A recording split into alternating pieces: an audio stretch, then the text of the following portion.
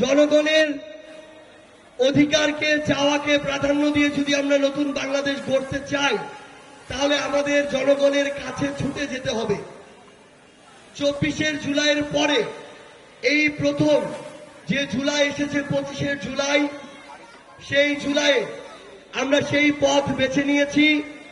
এই জুলাই মাসে আমরা এনসিপির কেন্দ্রীয় নেতৃবৃন্দ বাংলাদেশের 64 জেলায় পদযাত্রায় বের হয়েছি।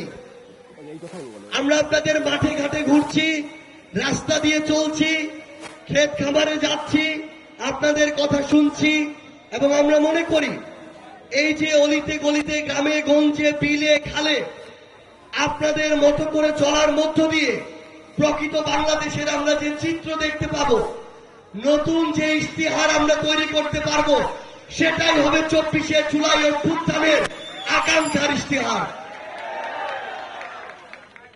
আমরা আজ চিত্রার পাড়ের এই সুন্দর সাজানো গোছানো নড়াইলে ছোট্ট শহরে এসে উপস্থিত হয়েছি, কিন্তু আমরা যখন আজ মাগুরা থেকে নড়াইলে আসছিলাম, আমরা একটা রাস্তা দেখলাম।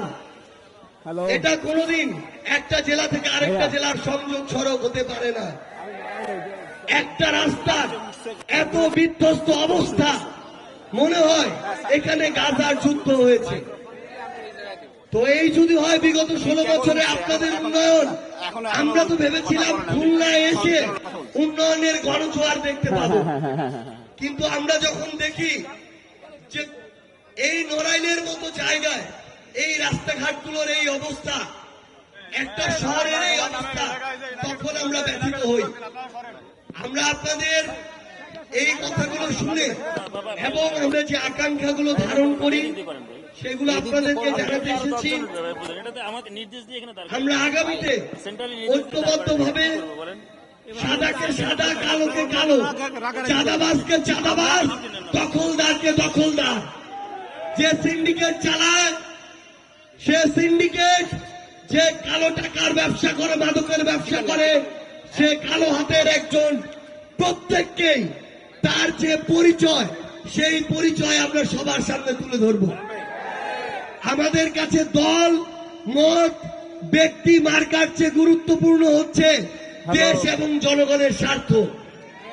কেউ যদি এই নড়াইলের চাঁদাবাজি করে, তার সবচেয়ে বড় পরিচয় সে একজন চাঁদাবাজ।